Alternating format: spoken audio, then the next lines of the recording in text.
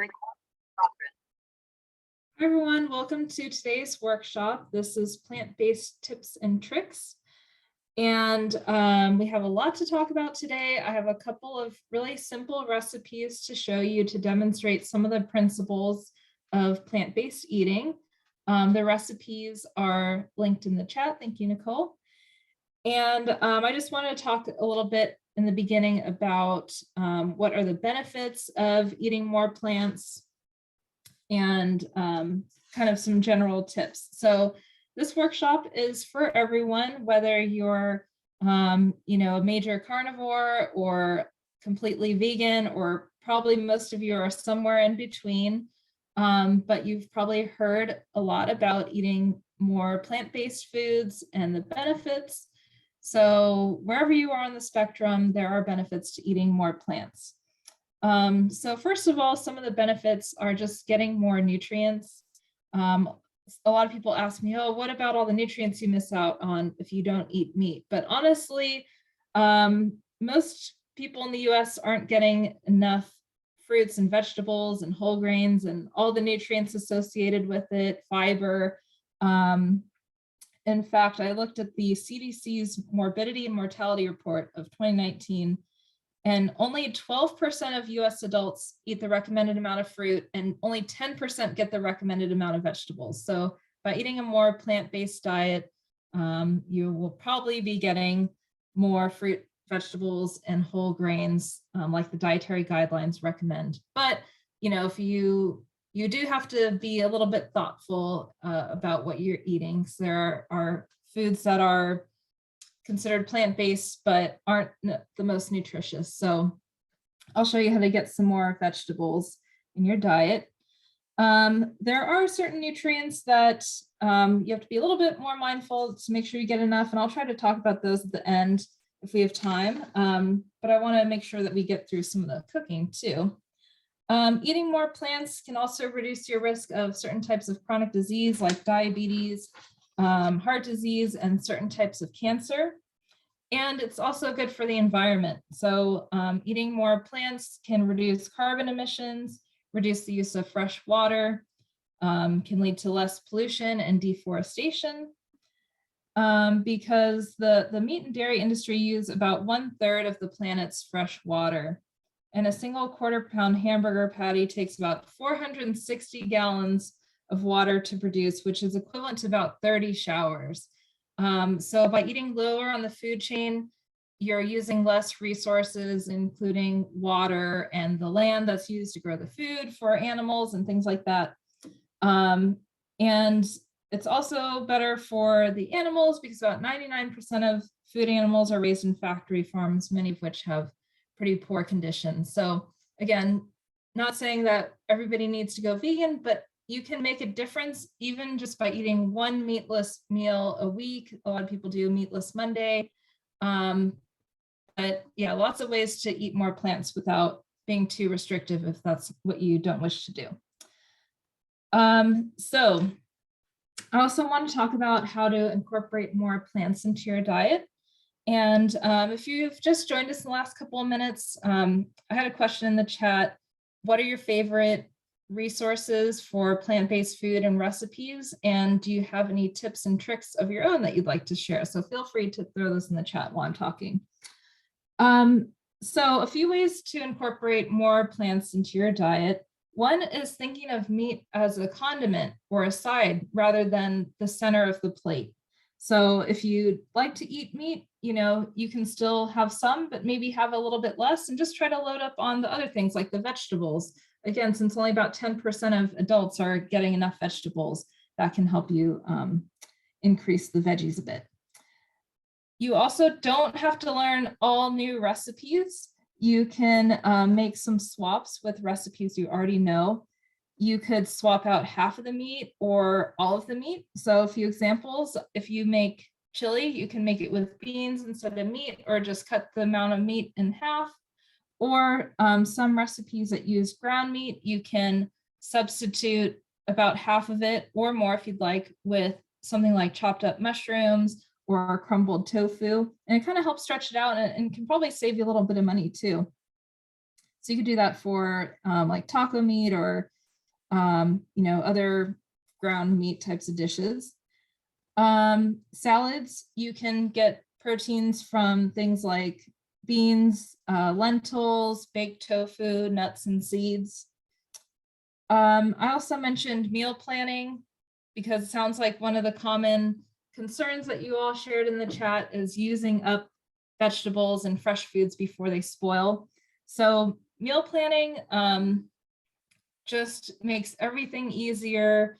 It can save you time, money, stress, reduce food waste, and it doesn't have to be complicated. We do have a meal planner template on our website.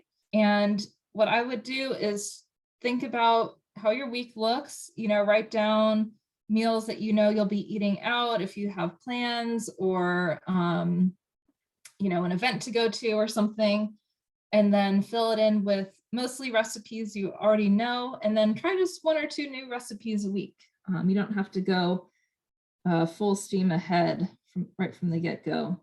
So, pick out new recipes that excite you and add the ingredients to your grocery list and choose which day you'll prepare it. You can also save time with eating more plants by making large batches and saving some of it for other meals or freezing the leftovers. So you can make a big batch of beans or lentils, and those tend to freeze pretty well.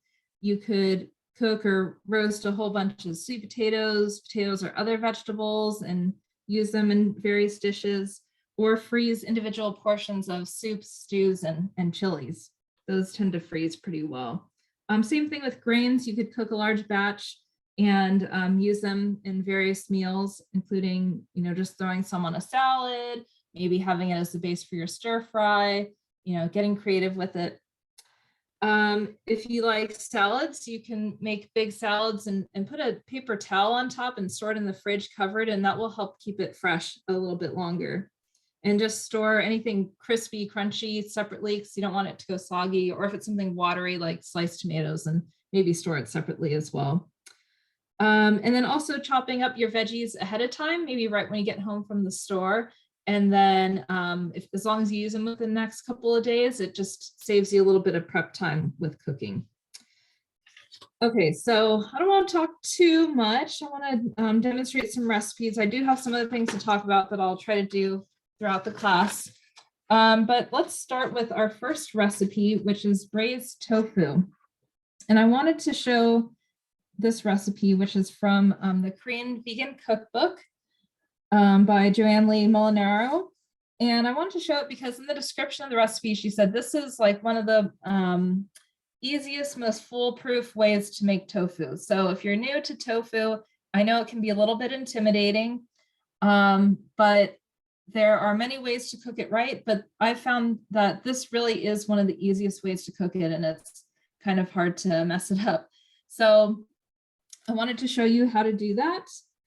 And it also incorporates some vegetables. I'm also going to show you one of my favorite ingredients for plant-based cooking is vegetable bouillon paste. And I'm going to show you how to use medium firm tofu, which I don't often use actually. Most of the time when I cook tofu, I use extra firm, which means it has less water. You don't have to drain it as much, and it has a good texture for things like stir fries. But in this case, we actually want the tofu to be a little bit soft for that right texture. So this is the medium firm tofu, and we don't necessarily need to drain it too much. We want to drain out some of the excess liquid, but since we're braising it, you don't have to worry quite so much about getting out all the liquid as if you were doing a stir fry where you really want the tofu to be crisp. So that's why this is kind of an easier recipe. So I'm just going to drain the liquid out into the sink.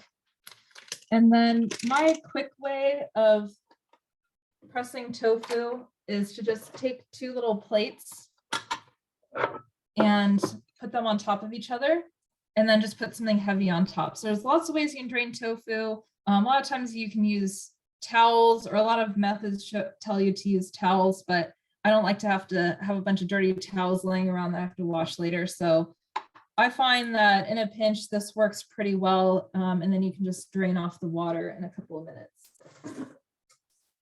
So while that's draining, I'm going to prepare the other ingredients, but I also wanted to talk about tofu, which is obviously a protein source. It also is a good source of calcium, magnesium, and phosphorus, as well as B vitamins and iron. So very nutritious, and it's been around for over 1,000 years. Like I mentioned, there are different types. So we're using what's kind of like regular tofu, which you generally press to get rid of some of the water because it's packed in water. And there are a few different types, but these different types are not really standardized. So it depends on the brand. So you might have to experiment a little bit with different brands. But soft tofu, I've used for a soft tofu stew. We have that recipe on our website, but I honestly don't use it quite so much.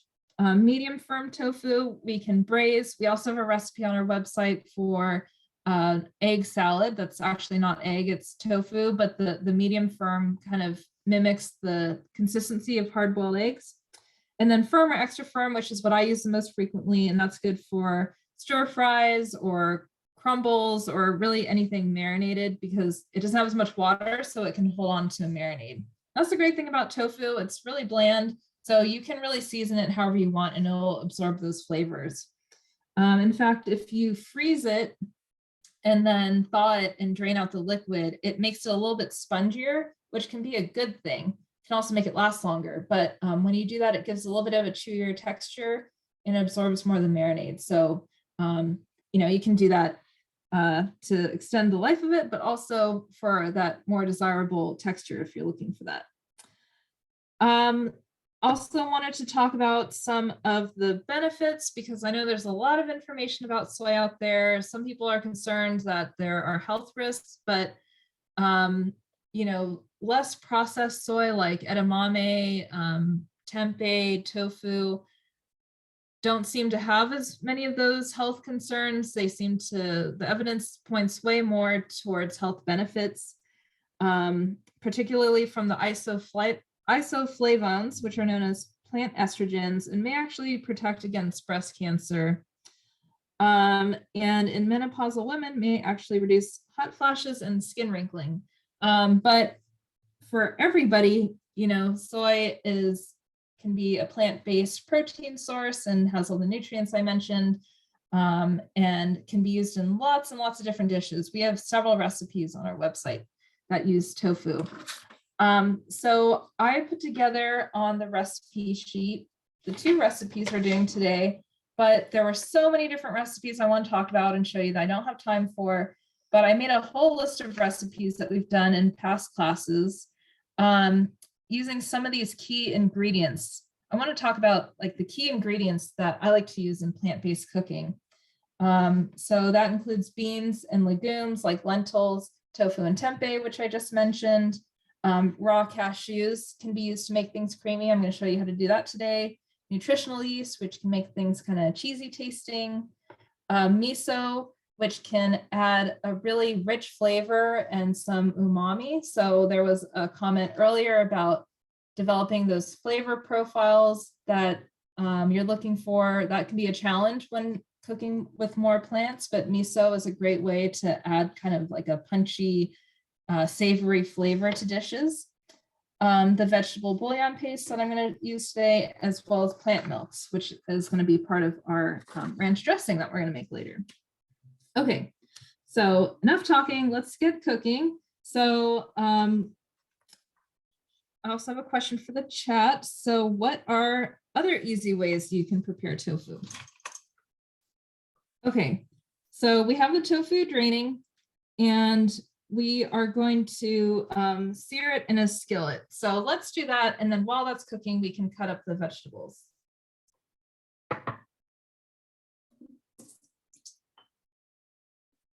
Okay, so I just drained the tofu into the sink and it looks like there were, a good 2 or 3 tablespoons of liquid that came off.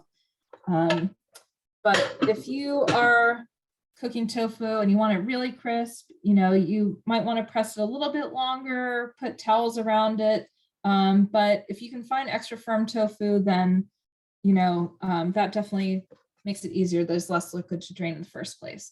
So what we're going to do is we're actually going to slice the tofu this way.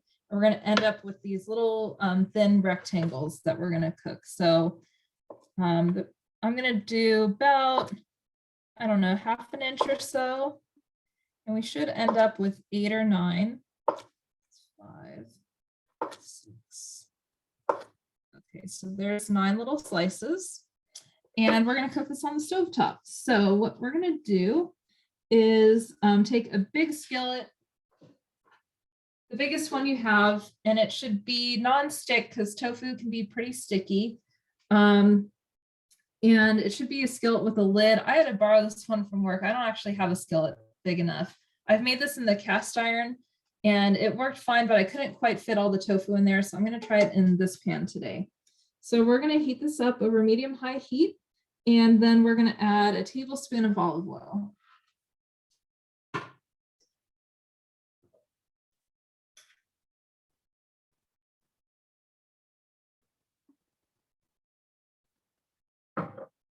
Okay, I just sort of eyeballed the olive oil. We want enough to coat the bottom of the pan. So if you don't have a pan big enough, then you can make this, you just might make it in batches or maybe overlap the tofu a little bit. It's not going to all get crisp on all sides, but it can save you a little bit of time rather than cooking it in batches. So find what works for you, or, you know, do half the tofu and save the rest for something else. Okay, so while the pan is heating up, we can work on the vegetables. So what we're basically going to do is cook the tofu in the pan, sear it on both sides, and then we're going to throw some vegetables on top. And we're going to put some sauce in there. That's going to be our braising liquid. So kind of similar to the way that you would braise meat. And then we'll just let it cook for a bit. And we'll spoon the braising liquid over the tofu as it cooks. Okay, so the first we're going to use half an onion, and I'm just going to slice it thin. And this is just going to go right on top once the tofu starts to cook. And then we're also going to do carrots and mushrooms. And you could always try other vegetables if you like, but this is what this recipe calls for. So now I'm going to take this tofu and stick it in a single layer in the pan.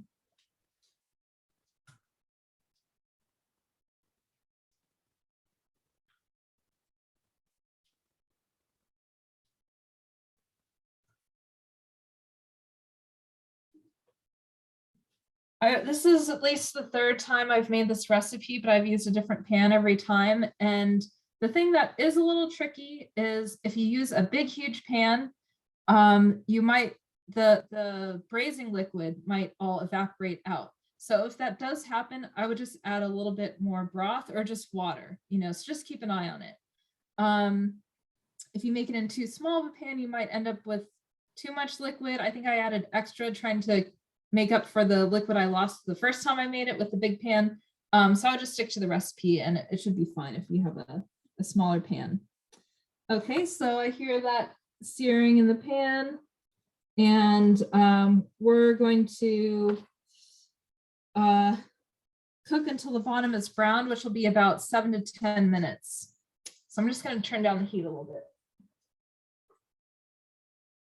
Okay, so while it's cooking, let's get the rest of our vegetables ready. So we will need 1 carrot diced up. I'll just peel this carrot.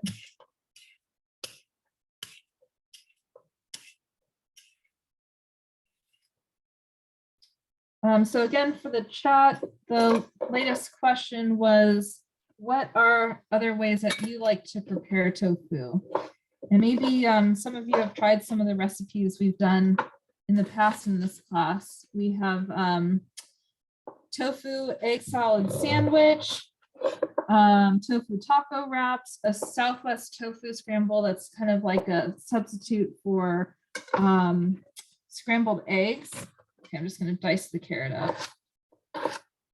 We have oven fried tofu with roasted vegetables. It's an easy way to get it nice and crisp.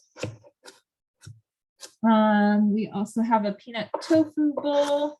So that's another way that I like to make tofu that gets it crisp, where you saute it in the pan with like a peanut sauce, and it sticks to it and gets nice and crispy. We have a really easy Korean inspired marinated tofu that you can eat raw, or you can bake it to get it crisp. So that's a really easy way to do tofu. You can actually eat it raw. And we also have miso soup with tofu in it and some zucchini noodles that you can omit if you want. Okay, so we've got carrot and onions. And now we're going to do some mushrooms, just a few mushrooms, 3 or 4. I'll just do 3.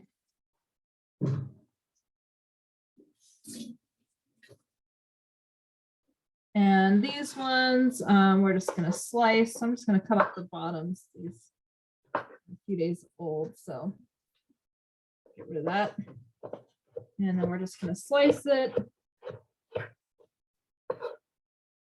And you can't really overcook mushrooms, so you can slice them pretty thin, and you don't have to worry about them getting overcooked or anything. All right, so let's check the tofu.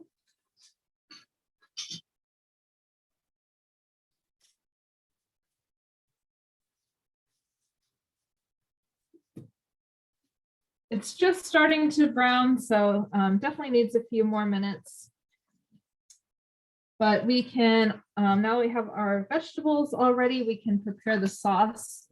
So the original recipe calls for the spicy soy dressing, and the recipe for the soy dressing is more than you need for this recipe. So I just kind of pared it down a little bit and played with the quantities to make it just enough for this. So it's a little bit simplified. And it doesn't have to be spicy if you don't like spicy. So pretty much the thing that makes it spicy are these Korean chili flakes. So you can reduce the amount, or if you have a hard time finding them, you can omit them, or use other chili flakes. You can kind of customize this how you want. So we are going to do 2 tablespoons of soy sauce or tamari.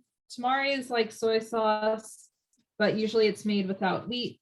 So that makes it gluten-free for people who can't tolerate gluten. But soy sauce or tamari is also another really, I think, key ingredient in plant-based cooking, because similar to miso, it gives things that umami quality, really rich flavor. So I often toss a little bit into different recipes, even if it's something where you don't think soy sauce really matches the flavor profile. If you add a little bit, you can use it to replace the salt, and it will just give it kind of a rich flavor. So it's good to keep it around for that. Okay, then we're going to do a tablespoon of rice vinegar. Vinegars and things that are acidic are also another really great way to add flavor and complexity to your cooking, whether it's plant-based or not, really. There's, that acid kind of balances out other flavors and makes it a little bit more interesting. So good to also keep vinegars around, and things like lemons for lemon juice. And then we're going to do a tablespoon of maple syrup for a little bit of sweetness. So if you are cooking for someone who is very strictly vegan, or you are yourself, you can't technically use honey because animals, bees are involved in that. So maple syrup or agave syrup are good alternatives. And then we're going to add a teaspoon of the gochugaru, which is the Korean chili flakes. Again, you can cut back a little bit or omit it if you don't want it to be spicy, or if you want it to be extra spicy, just add more of that. And I'm just going to give a little stir and then set that aside for later. Okay, let's check the tofu.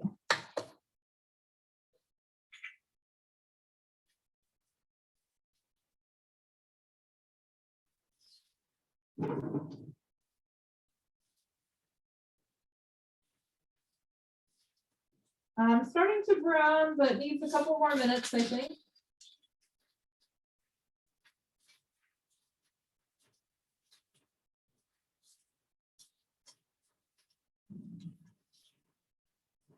Just loosening it up in the pan. Okay, so we'll flip that in a couple of minutes. And let's see where we are. So we pretty much have everything ready. The other thing that we're going to add is some broth. So I'm going to use the vegetable bouillon paste. So I like to use this and keep it around because it also gives things a rich flavor. It can be kind of salty, so you can try throwing it in other dishes if you're not using too much salt elsewhere. And it kind of gives it a bit more complexity than just salt by itself. And the benefit of the paste, as opposed to using actual broth, is if you're adding it to something where you don't want all that liquid, you can just add the paste without watering down whatever it is you're cooking. So it's good to keep around. It's really economical. I have a big, huge Costco sized jar, but basically 1 teaspoon of this is equivalent to, or you can use it to make 1 cup of broth. So it's also equivalent to 1 bouillon cube. You can use bouillon cubes too, if you'd like, but I find this a little bit easier. And this jar has 76 servings, each serving being 1 teaspoon. So that means that this jar makes equivalent to 76 cups of vegetable broth. So, you know, you don't have to buy the Costco size jar if you're not sure how fast you're going to use it, but it's really handy to keep around. The one I have is a organic reduced sodium vegetable broth. They also make a vegetarian no chicken one. That's pretty good. It has more of like a chicken broth flavor, but no chicken in it. So good to just keep that on hand. And then I indicated, or I kind of color coded the other recipes on the handout with the ones that use the vegetable bouillon paste. So if it has a blue V next to it, then it uses that. So you can see, you know, if you want to try featuring some of these different ingredients, which recipes should you look for? And you can see how common it is for us to use those ingredients. So this recipe calls for a cup of vegetable broth. So what I'm going to do when I put the liquid in the pan is I'm just going to add a teaspoon of the bouillon paste, and then I'm just going to throw in a cup of water, and then it will kind of combine in the pan. All right, so I'm going to flip the tofu. I think it's ready for that now.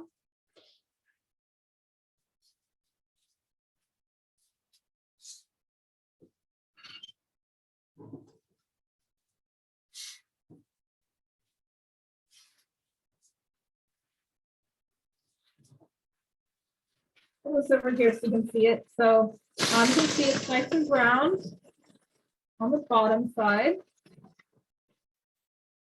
This pan is a little big for my stove, so you can see the pieces on the outside aren't quite as nicely browned, but that's okay. I'll just shift those around and move this one to the inside. So just let that cook for a few more minutes.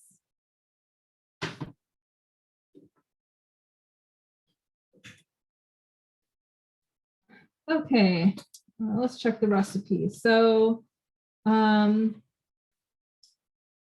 have about 20 minutes left. It's going to continue to brown a little bit on the bottom. I also cranked up the heat a tiny bit, but I'm going to go ahead and toss these vegetables on top, and then I'm going to add the liquid to make sure that it will be done in time. So I'll just show you here how this works. So I'm just going to sprinkle everything on top, really. Doesn't have to be perfect.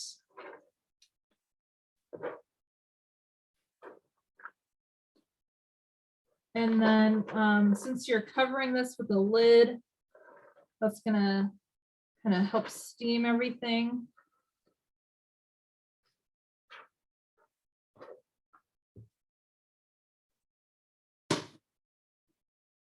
Okay, so we have our spicy soy dressing here and the bouillon. So let's get out 1 teaspoon. I'm using, again, the reduced sodium broth, but sometimes I use the no chicken broth, which is not reduced sodium, and I find it to be pretty salty. So when I add it, let's say the recipe calls for like a quart of broth. I start with about half. You can always add more if you don't want it to be too salty. Okay, so I'm gonna throw this in the pan, the spicy soy dressing, and then a cup of water.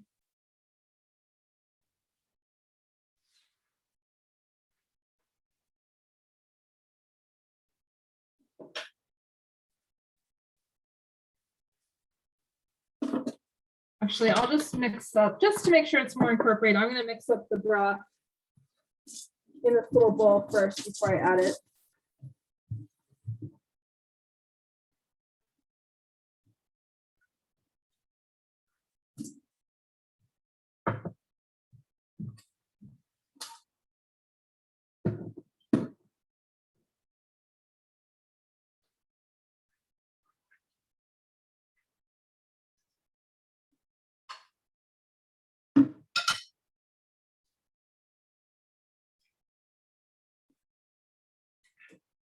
Okay, and then you can cover that with a lid. And I actually don't even have a lid large enough. This is a little bit too small, but I'm just gonna pop it on top and should be fine. Okay, so we're gonna let that cook for about 15 minutes, but we're gonna check it every few minutes to braise it, which means taking the cooking liquid with a spoon and then kind of spitting it on top just to make sure everything stays moist and gets that flavor. All right, so the next thing we're gonna make is a homemade ranch dressing, because when you are eating things that are more plant-based, it's a little bit trickier to find things that are creamy. You have to get a little bit creative. So what I wanted to demonstrate here is, how to use cashews to make things creamy and thick. Also how to use lemon juice or vinegar to kind of add a punch and some brightness to your food, and how to make buttermilk without dairy. So let's start with the cashews. So cashews are commonly used in plant-based cooking to make things creamy, and especially if it's something where you want it to be thick, like a ranch dressing. You can use them to make cheesecake. You can make vegan cheese with cashews, all kinds of recipes. Again, I have them color-coded on the recipe handout, and they work because they are very neutral in flavor. They can soften up really well, and they're also nutritious. You know, most nuts are a good source of protein and fiber and healthy fats and all kinds of good stuff. So by using cashews and oat milk in this recipe, we're replacing what would traditionally be like mayo and buttermilk. So we're reducing the saturated fat, increasing the healthy fat, also incorporating some fiber in there. So that makes this a little bit more nutritious than traditional ranch dressing. So when you use cashews, you want to soak them in water in order to soften them. So you can either soak them in cold water overnight, or what I typically do, because it's way easier, is just soaking them in hot water for about half an hour. So what you want to do is just make sure you rinse and drain them really well. So, you know, drain them and then give them a couple of rinses before you use them.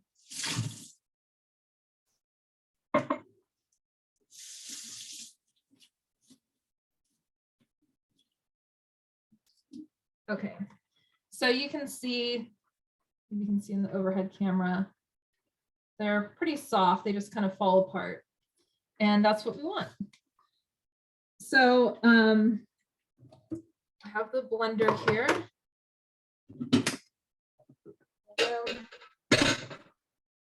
I'm going to add everything to the blender.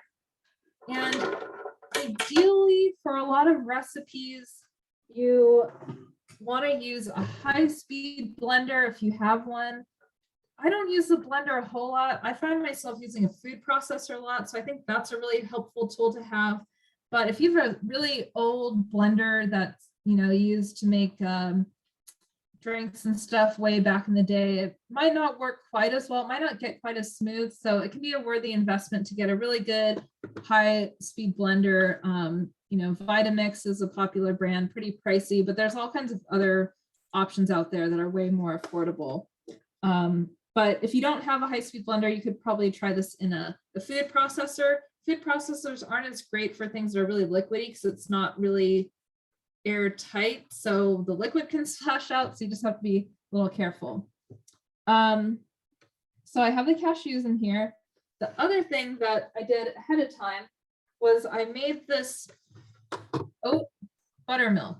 So buttermilk can be used in things like, you know, buttermilk ranch dressing, or it can be used in baking, because the acid in buttermilk, or in this case, it's actually just lemon juice that I added to the oat milk, can react with the baking powder and baking soda when you're making something like a cake, and it helps it rise more, because if you are baking something completely plant-based, you don't have the eggs, right? So you need a little bit of extra help making things rise. So that's why adding a little bit of acid in the form of buttermilk, or in this case, lemon juice, or it could be vinegar, can help things rise with baking. Doesn't apply to this, we're not baking this, but it does give it that more traditional buttermilk ranch taste. So what I did is I just added 2 teaspoons of lemon juice to this oat milk ahead of time, and it kind of makes it curdle, and it again gives it some of that acid. So I'm going to throw that in. And then we're going to add some of our other flavorings. So this recipe is from a website called Minimalist Baker, and I made the recipe as is, and I thought it needed a lot more flavor, so I kind of doubled or tripled everything. So you can start with less garlic. I think the original recipe called for 1 teaspoon, but I'm gonna, I'm sorry, 1 clove, but I'm gonna add 3. I like it to be pretty flavorful. Let's just toss these in there. I'm not going to chop them up ahead of time because the blender is going to do a good job of making it nice and smooth. There's 2 and 3. Okay. And then we're going to add the other seasoning. Salt, we're going to do about ½ a teaspoon or more to taste, and ½ a teaspoon of pepper and onion powder. You have a few questions, Kim. Okay. Do you want to read off the questions to me? Sure can. Yes. So the question was asked, why do we need to drain? Let me see if I can pull it up. Oh, why is rinse needed is the first question. Sorry, can you repeat it?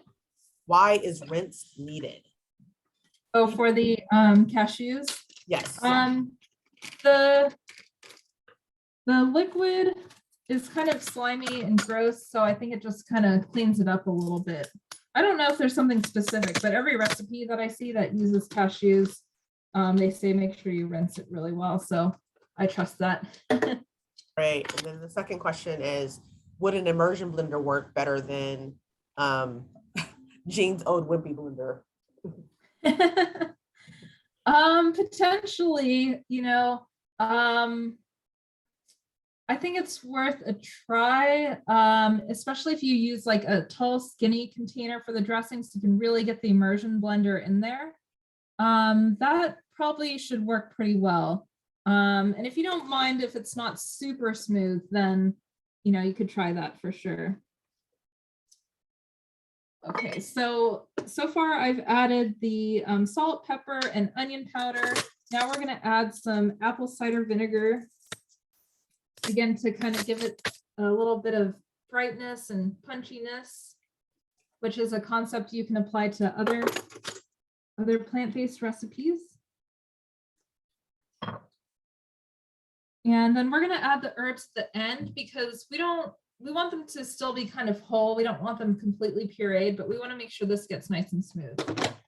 So we're gonna have to blend this for, let's see, blend it for 1 to 2 minutes. So that's kind of long.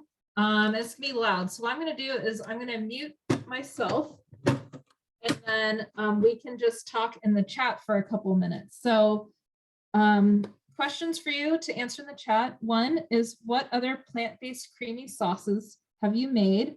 And what ingredients and or techniques have you used to make things creamy? So you can answer that in the chat, and I'm going to mute myself for a couple minutes while this blends.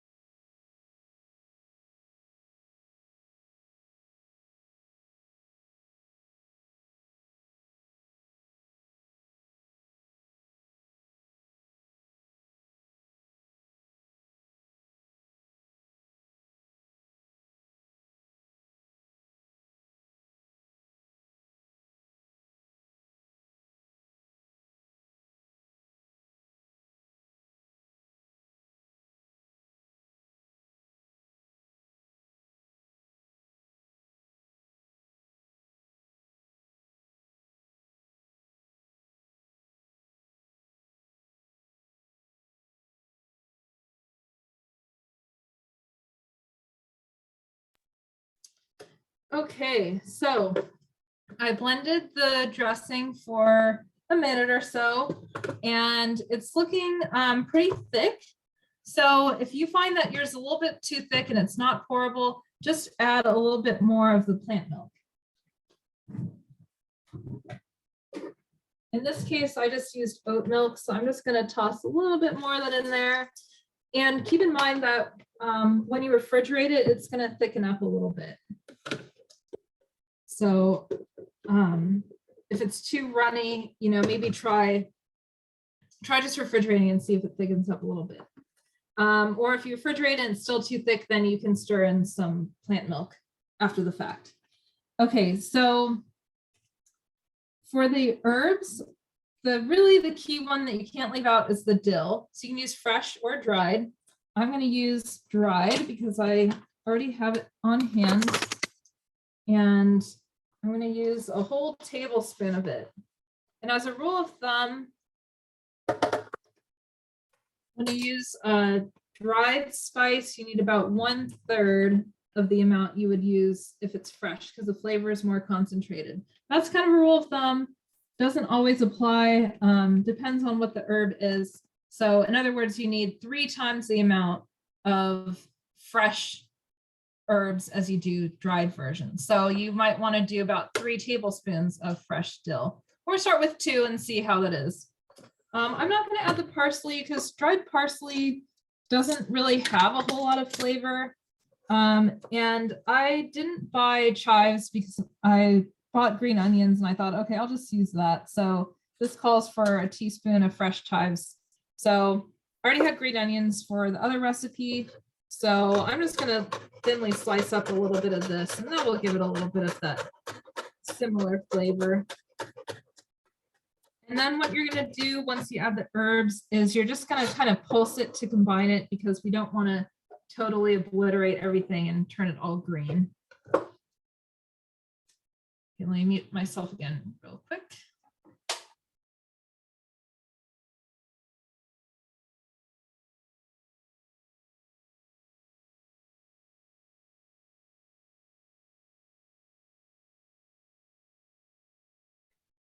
Okay, so it's just a couple of quick pulses. And let me pour it out into another container so you can see how this looks.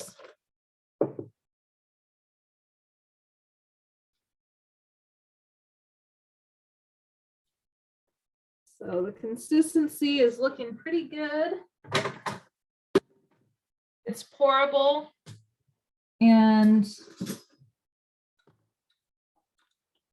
a little bit on the thick side. So if I wanted to, I could add a little bit more plant milk, but hopefully you can kind of see that it's pretty nice and thick and creamy. It has that kind of tart smell that you expect from ranch dressing. It smells garlicky. I can smell the herbs, especially that dill. So you could use this as a salad dressing. You could use it to dip vegetables in. I made it, I think it was last weekend for the Super Bowl with some buffalo cauliflower wings. So, and these principles can be applied to other types of plant-based cooking to make things creamy. So you could make other types of creamy dressings or sauces with similar ingredients.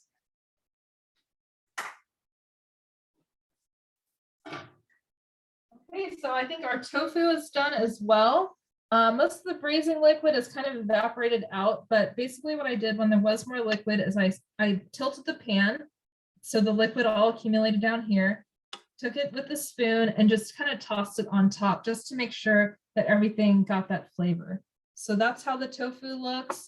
You could totally add more vegetables to this if you want, or just have another vegetable side and eat this with rice or brown rice or another whole grain.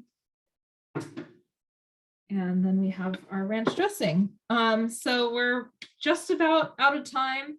I know there was a lot to talk about today. I hope this gave you some new ideas of things to try and just general tips and tricks that you can apply to any recipe. And again, we have that whole list of other recommended recipes that incorporate some of these key ingredients and concepts that you can try if these don't, appeal to you quite as much. So I'm going to stop the recording and then I'll open it up to questions. And